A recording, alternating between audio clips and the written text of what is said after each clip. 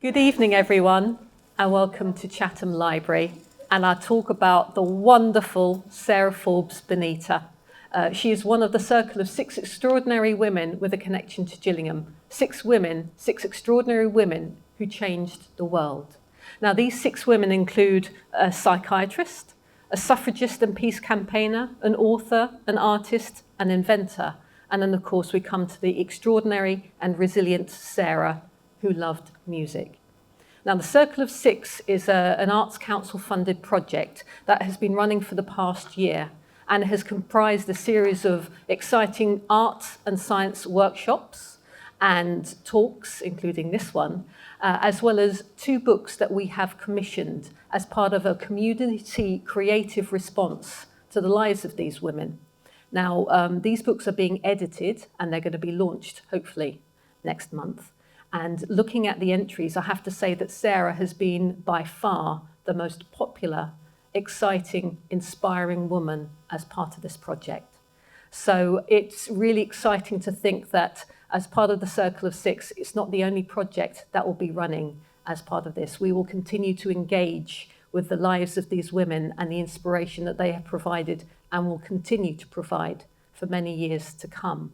And speaking of which, as part of the project, we've had over 1,800 people participating in the talks and the workshops, both online and in person. So this is the start of a process, the start of an exciting process, I do believe. So it's just something that I do believe that all of us in this community can be a part of. So just to say, we are going to have, like I say, we're going to have a talk from Irina, a cup of tea, and then we're going to have the talk from the Medway African Caribbean Association, who will start talking about some of the exciting projects that they are working on.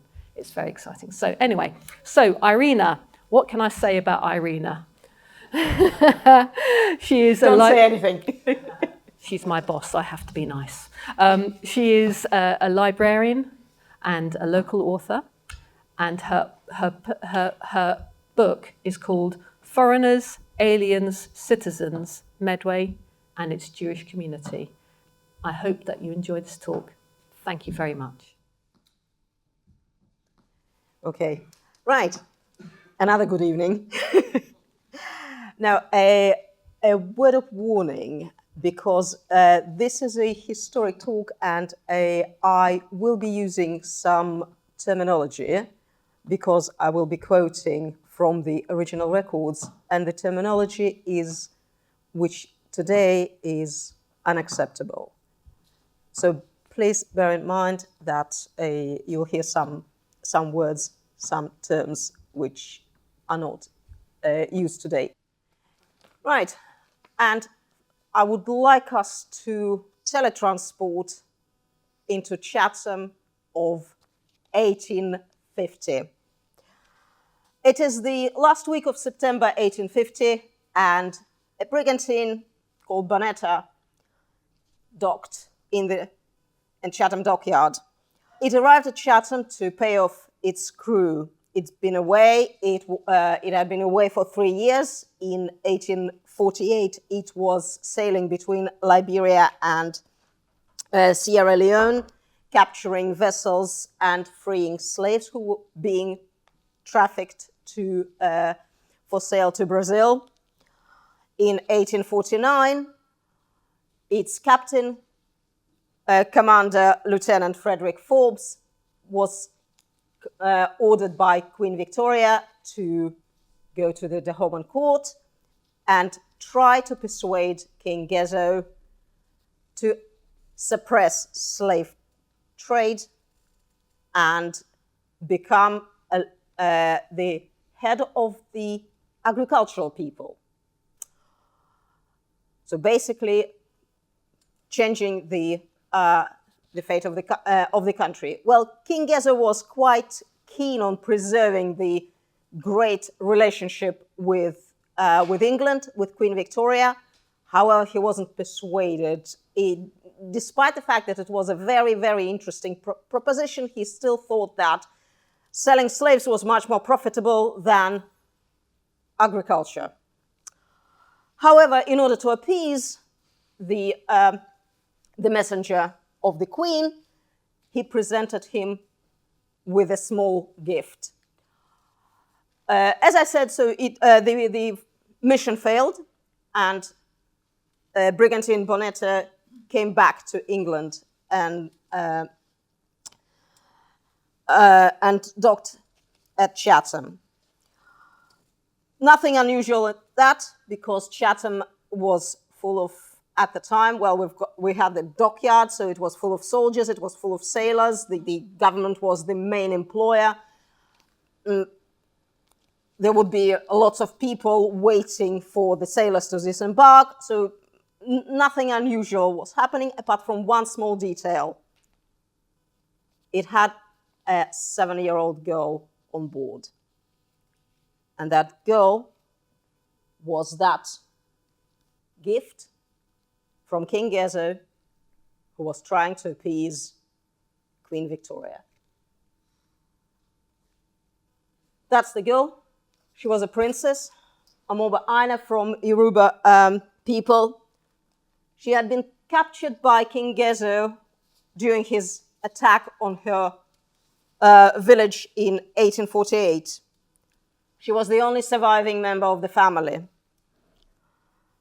Because of her royal status, she wasn't sold as a slave to be trafficked to Brazil, but she was destined to become a sacrifice during the local customs, so-called immolation festivals.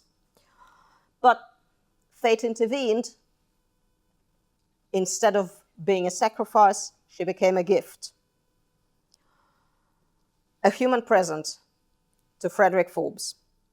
Before she arrived to England, she was baptized at a former slave trading port of Badagry, and was given a name, Sarah Forbes Bonetta.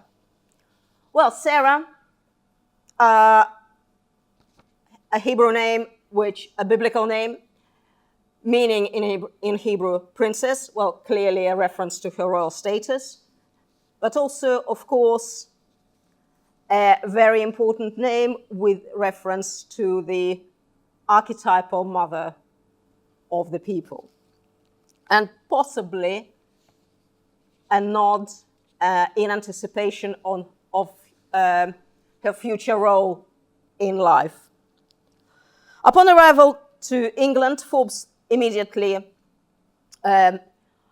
contacted Admiralty and informed the Queen about the girl. Meanwhile, she stayed at Forbes's father's place, also a former naval officer in Berkshire. Newspapers immediately picked up upon the exotic present, and they wrote, "Princess seems an intelligent child and will doubtlessly, under the influence of civilized habits and a Christian education, develop elevated intellectuality." In October, just several weeks down the line, a couple of weeks probably, another paper added favorably that the princess sang prettily and had a very good voice. She was learning English very fast and was very quick in her manners, very affectionate and grateful for the kindness bestowed upon her. In November, Lieutenant Forbes took Sarah to meet the royal family. Queen Victoria reflected in her journal on 9th of November, the day when she met the girl for the first time. "She's 7 years old, sharp and intelligent, and speaks English. She was dressed as any other girl. When her bonnet was taken off and her little black woolly head and big earrings gave her the true Negro type." During the meeting, the monarch graciously agreed to take care of the girl and take part in her education and subsequent fate. Sarah would be destined to rescue those who had not the advantages of education from mysterious ways of their ancestors. In January 1851, the Queen recorded, It's the fourth time that I meet this poor child. She is really a very intelligent little thing. And in March, Windsor and Eton Express ran her full story, complete with an account of the decapitation of her parents and the whole family, and the unknown fate of the siblings. They also quoted Frederick Forbes's insights about his ward. She's a perfect genius. She speaks English well and has a great talent for music. She has won affection, with but few exceptions, of all who had known her. Her conduct, docile and amiable. To be honest, I'm a bit perplexed as what kind of conduct an 8-year-old child, a refugee, one who had such traumatic experience, would have had, was trying to survive in a totally unknown environment. During that winter, unfortunately, Sarah developed a very bad cough. And as the climate of the African continent was considered much better suited for people from Africa, the 8-year-old child was sent back to a church missionary school run by Julia Emily Sass. The school promoted English culture as the proper path for the righteous life. Students were forbidden to wear indigenous clothes or speak their native language. Sarah was a model student, but she was deeply unhappy. There is no doubt that the Queen received reports about her protégé,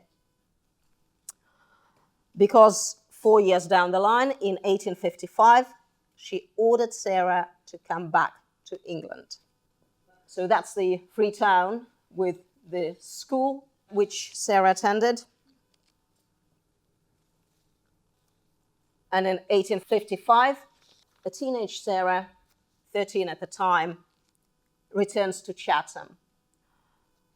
Well, I'm pretty sure that you recognize the picture of Chatham from Fort Pitt. Nothing has changed, well, maybe apart from the horses. The river is still the same, looks approximately the same. Sarah was placed with the family of another member of the Church Missionary Society, the Reverend James Frederick Schoen, at Gibraltar Terrace. Unfortunately, we don't know the number of the property, because as you know, there are quite a few of them there. It's a lovely terrace.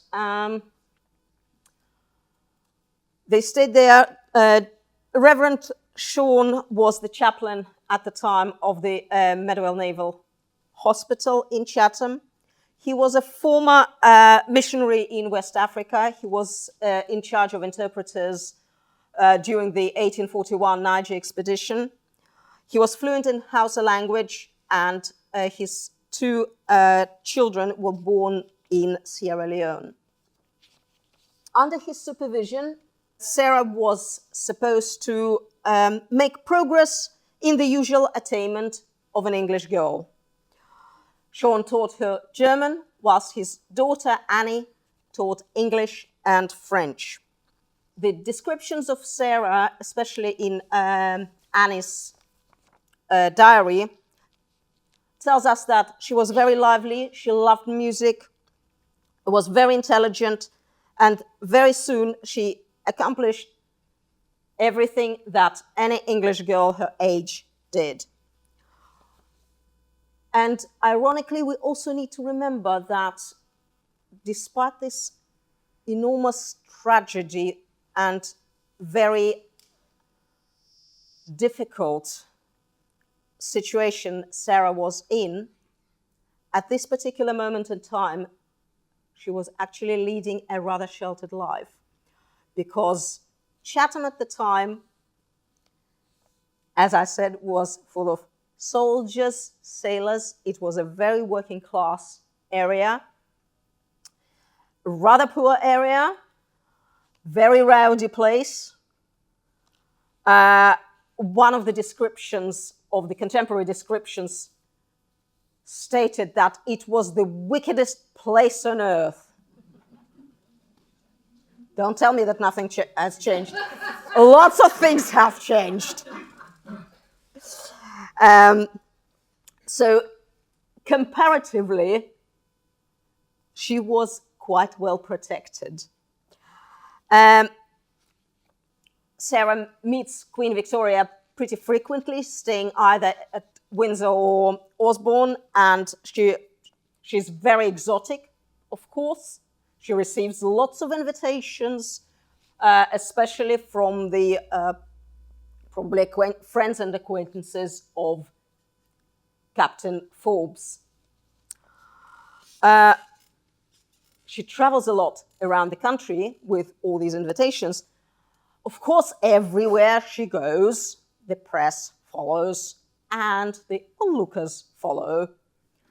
As I said, she is probably a symbol of exoticism in the country, to the extent that in August 1858, one of the newspapers stated, describing her visit to one of these states, says, it's very natural that some curiosity should be excited by the visit of so distinguished a stranger.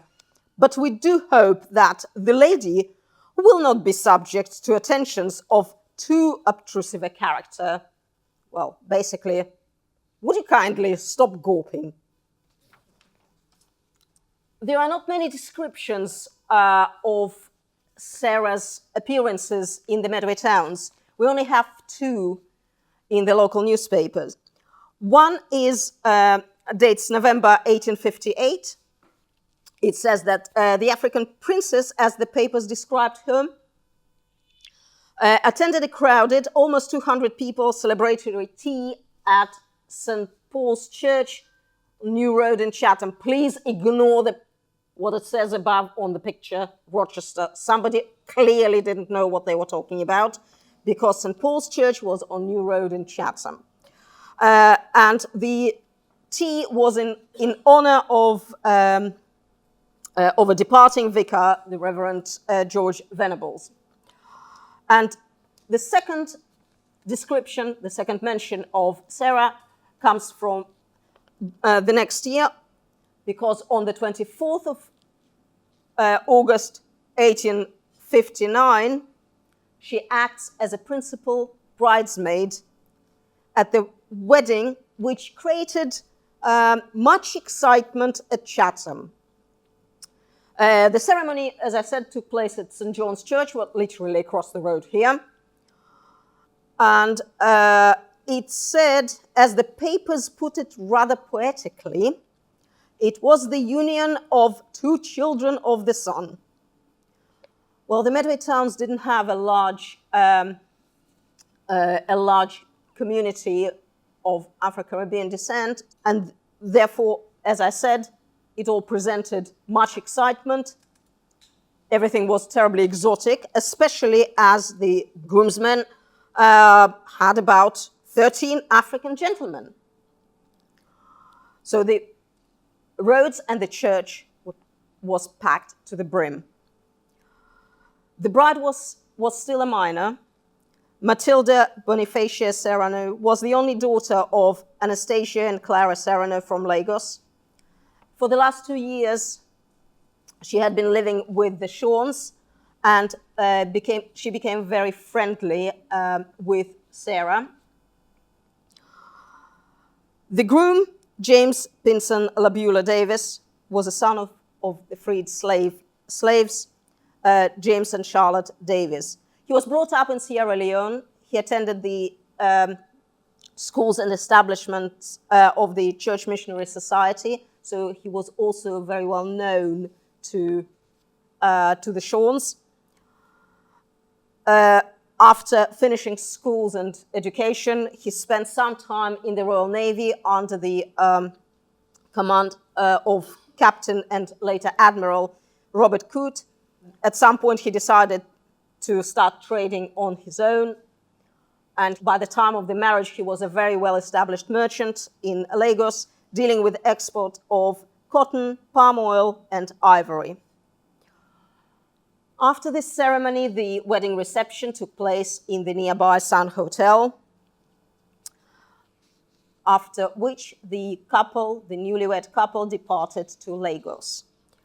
Unfortunately, on the 9th of March, 1860, so within 6 months, Matilda died of tuberculosis. Around the same time, the Schoens, together with Sarah, relocated to Gillingham, to the Palm Cottage in Canterbury Street. In 1861, having spent the appropriate time allocated for mourning, James Davies, then already in his early 30s, he returned to England and expressed the desire to marry Sarah. At the time, she was 19. Annie Schoen recorded, "Of course she had to marry someone who was African like her. Sarah refused and was sent to live in Brighton with 2 elderly ladies whose house she described as a desolate little pigsty." The official version, presented by the newspapers, was a little bit different.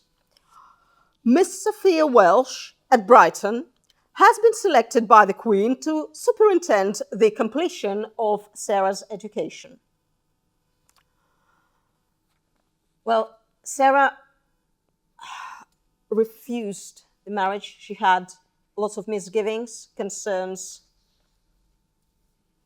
about it. She expressed her concerns and her reservations, and her unhappiness at this prospect in her letters to Mrs. Schoen. Others would say, "He's a good man, and though you don't care about him now, will soon learn to love him. That, I believe, I never could do. I know that the generality of people would say he's rich and your marrying him would at once make you independent. And I say, am I to barter my peace of mind for money? No, never." But the Queen approved. And on 14 of August, 1862, in Brighton, at St. Nicholas Church, Sarah and James were married. The streets were blocked 2 hours before the wedding ceremony. The church was again full to the brim. There were 20 guests from Sierra Leone. There were 16 bridesmaids, 4 African. The bride arrived accompanied by the Right Reverend, the Bishop of Sierra Leone, and the Reverend Mr. Nicol, whom the papers described as a gentleman of color. She was visibly nervous and tried to suppress her unease with a smile. Groom, 33 years old, James Pinson Labula Davies. He wrote in the register. The bride signed her name. 19, Ina Sarah Forbes Bonetta, from Dahomey, West Africa. Ina. Perhaps a variant of her original Aina. A reference, just a small nod to her identity. The only act she could control, to put that name. The reception for almost 80 people was held nearby in a nearby estate. There were lots of speeches, mainly devoted to the important mission waiting for her to spread gospel in Africa.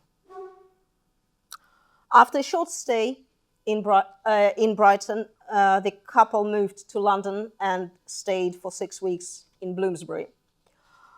But unfortunately, a week later, on the 23rd of August, a fire started in their place. Luckily, it was discovered very quickly and the fire brigade extinguished it. But several hours later, it reignited. The upper floors were destroyed, and with them, most of the presents presented by the Queen. At first, the couple settled in Freetown in Sierra Leone. The next year, Ina gave birth to her daughter, naming the child after the Queen, Victoria. The Queen became the girl's godmother. At the baptisms, Sir John Glover, the governor of Lagos, representing the Queen, gave a baptismal present sent by the monarch. It consisted of a beautiful gold cup with a salver, a knife, a fork, and a spoon of the same material. The inscription on the cup and the salver said, "To Victoria Davies, from her godmother, Victoria, Queen of Great Britain and Ireland, 1863.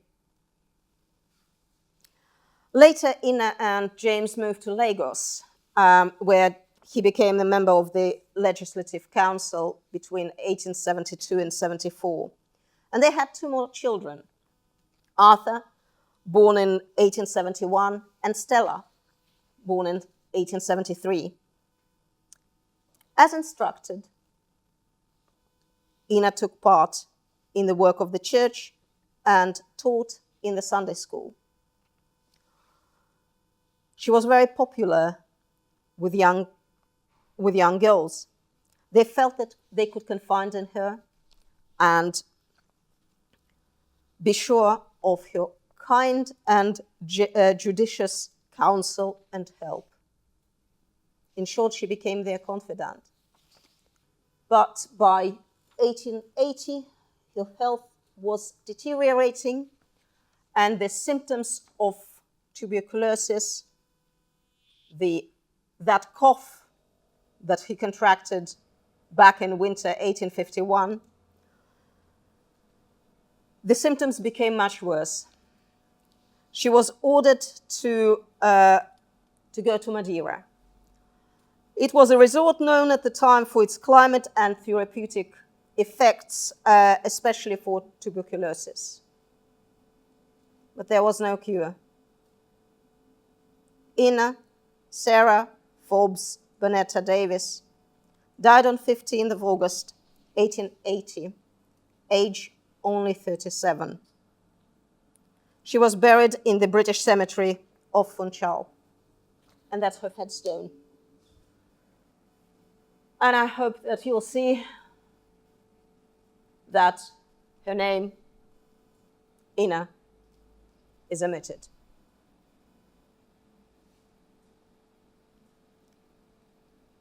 Thank you.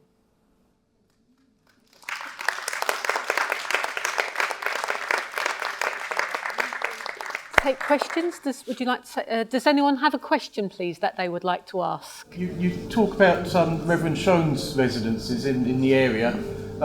Is there any evidence that Sarah actually lived with him when he was resident in Brompton, in Garden Street? I can't remember, to be honest, off the top of my head when he lived in the Garden Street. So Sarah lived with them from 1855 to 1861. So that's the period. If that's the period when they lived in the Garden Street, then the answer is yes. Yeah. Her name was, is it Ina or Ina?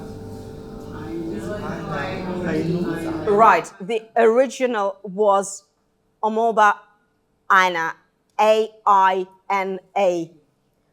But when she put her name in the register of marriages, in the marriage register, she put her name as Ina Yeah, so The fact that her name was omitted and yet on her tombstone is an African face is your mask, thank you, is I find a bit strange because I don't know why they would have omitted her name, but yet still put an African mask on her. unfortunately, I can't tell you anything about the headstone because I don't even know when it was constructed. Yeah, and whether it was constructed at the same time or whether the mask was added later on. Does any of the correspondence between her and Queen Victoria still exist? As far as I understand, it might exist if it was there. I don't know about correspondence between her and Queen Victoria. I know about the correspondence between her and Mrs. Schoen. It will be in the Royal Archives. We have a question over here. I could be mistaken, George, you might be able to help. I do believe her grave was unmarked for some time, and this is quite a recent thing, so why it was omitted, I don't know, but this is, as you can see, it is a new headstone, so I think funds had to be raised to create the headstone for her. I don't know if you could shed any more light, George. Yes, you're absolutely right. One small point is that Annie Schoen, she was half Creole. She was the product of his first marriage to a person who was descended from the group of settlers who arrived to set up what became Freetown in the 1790s.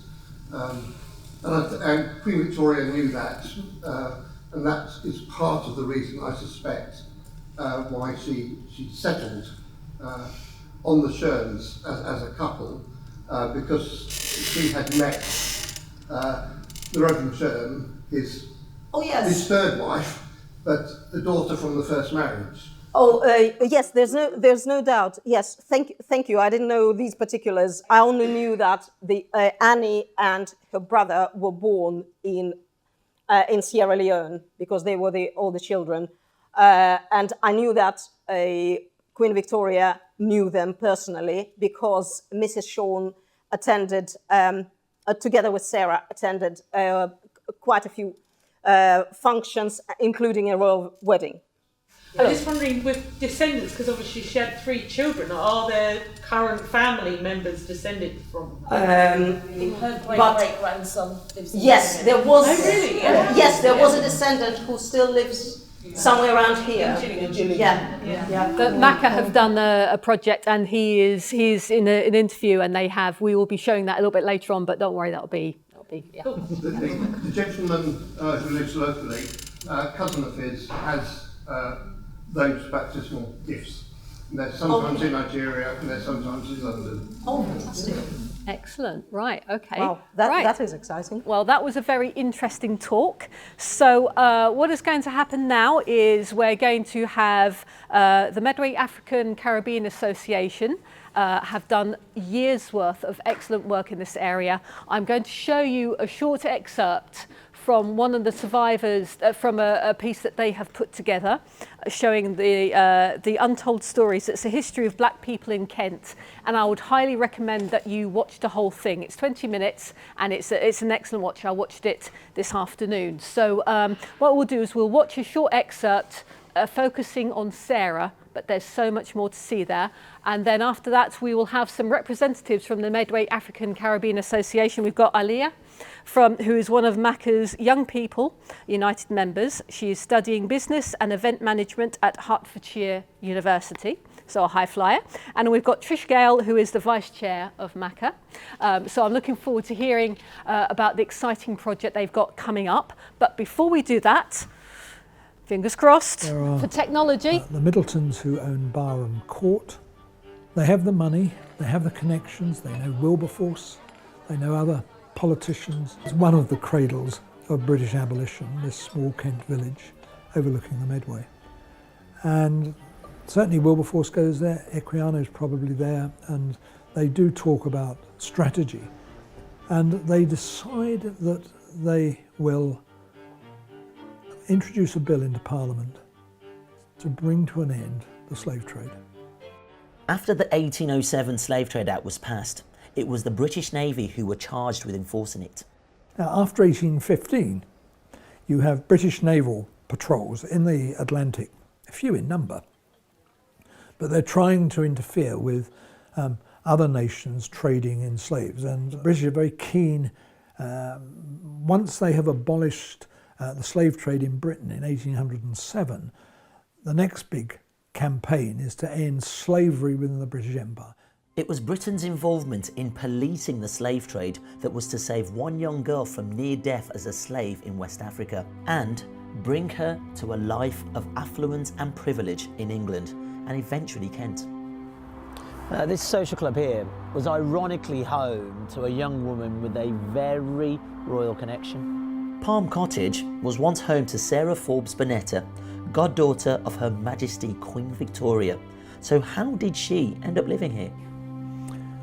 She's given as a gift to a British naval captain by the King of the Dahomians, a man called Gezo.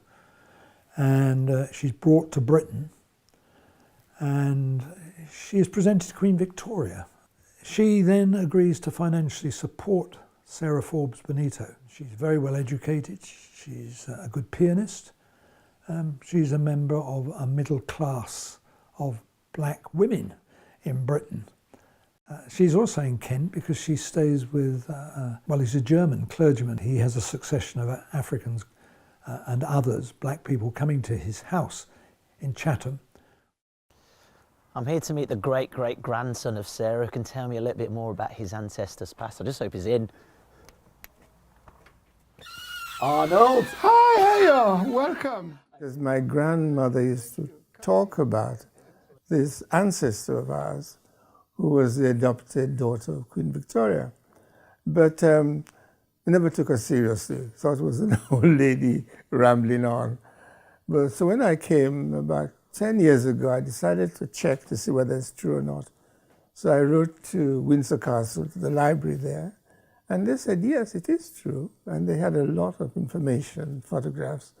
Arnold discovered that an officer from the Royal Navy had rescued her from slavery after the King of Dahomey was convinced to give her to the Queen of England as a gift, from one royal to another. I didn't know I had any connection with Kent when I moved down here. I lived in London most of my life, working for the BBC. So I feel very close to Kent, although I'm not a man of Kent or Kentish man, but I'm adopted Kentish man now because I've lived here for 25 years. So I feel very close to Kent and also the relationship that my ancestors had with Kent. His ancestor was one of many black Britons who formed part of the middle classes. And as the 19th century progresses, then London becomes the crossroads of empire. So Britain is often seen by black people as being a pleasant refuge. You could settle where you liked, you could marry across the race line, have books printed. So it's an irony of the British Empire that at the heart of empire, you had greater freedoms than you had in the colony of origin. Arnold's great-grandmother was not the only member of his family from Africa to become part of the British establishment. My great-great-grandfather was Bishop Samuel Ajayi Crowther. He also was a little slave boy who was captured in Oshogun, I think it was, and on the ship was on its way to South America when the slave trade was abolished, and the ship was captured by a British man-o-war, and they were all taken to Freetown. And he grew up there. He learned to read, learned the Bible, because they're all under missionaries, and eventually became a priest, and eventually became the first black bishop in the whole of the Anglican Communion. I knew that Bishop Crowther had a friend who, Reverend Schoen, who lived in Palm Cottage in Gillingham. And he not only visited him there, but also Sarah Bonetta lived there in Palm Cottage for a while. Although Arnold's ancestors are both very significant figures from Kent's Afro-Caribbean past, volunteer researchers are uncovering some lesser-known stories.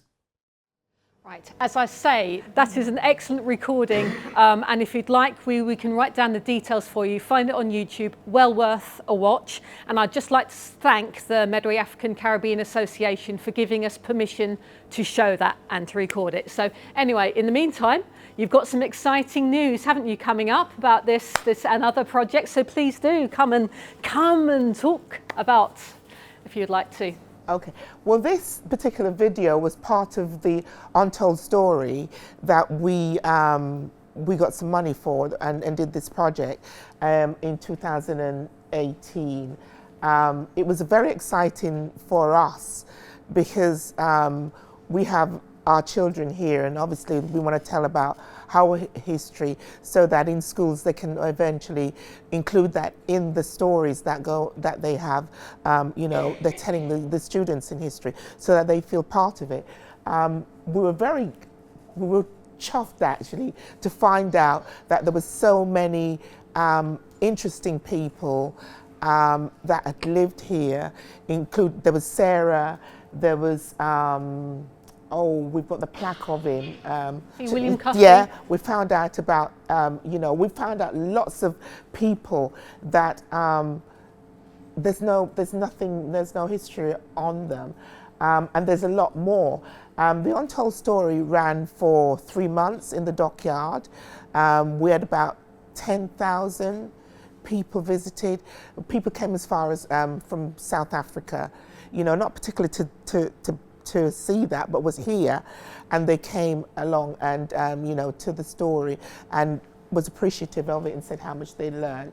We're hoping to do a second part to the Untold Story, you know, to follow on, because there's so much more history of black people that have resided in Kent, in and around Kent, that the stories are not known, you know, and their contribution is quite significant when you look back historically, but yet very little is known for our children to identify with.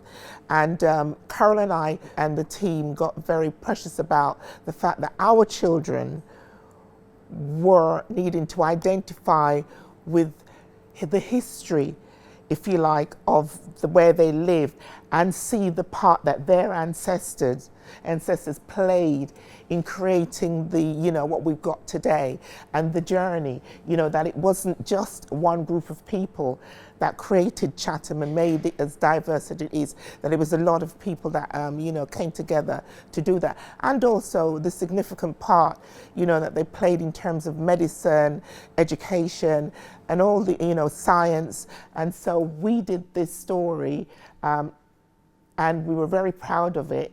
And you know, it's had lots of showing that I hear now on YouTube. You know, it was a labour of love, but it was hard work. But I'm glad to be able to talk about it again, you know, tonight. And it just brought me back to Mandy and I and Carol. We was crying actually when we had to close the last day of the exhibition. We were in tears, weren't we? You know, it was so moving. So yeah, I'll let Elia tell you a little bit about what else is going on and give my voice a rest.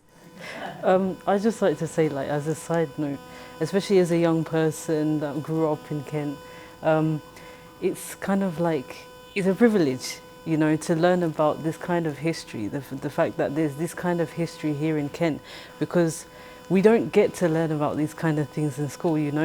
You just have the traditional teaching of the transatlantic slave trade and a little bit about Martin Luther King here and there, Rosa Parks, and then that'll be it. That's our cut-off point.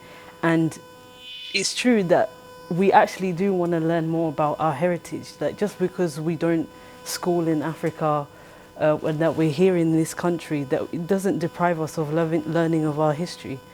So like, I really appreciate, like, there's this sort of things that are happening, because it's what we deserve as black people here in Kent. We're trying to get to the place where we get a chance to actually work more with education, so that black history isn't just for 1 month each year, but it's something that, you know, is embedded into the learning of all students. You know, if we're going to have this a more diverse environment, we need to be more knowledgeable about everybody and the part everybody play in creating this world that we live in. We have a website, you know, you're all welcome to visit, you're all welcome to join, you know, we'd like to see more people join, you know, and come and help us out, you know, because what we're doing isn't for us, it's for the community. Thank you. Yeah, that was a brilliant talk. Excellent. So I would like to give my thanks to the staff here tonight for their sterling work. Thank you, Julie. Thank you, Yvonne. Thank you, Bob. I would like to give thanks to the speakers, Medway African Caribbean Association, for your wonderful time and your talk. Nicole, Irina, Aliyah and Trish. I would like to give thanks to Carol Stewart for her support for this event as well. Thank you, Piers, for recording. And I'd just like to say thank you very much and good night.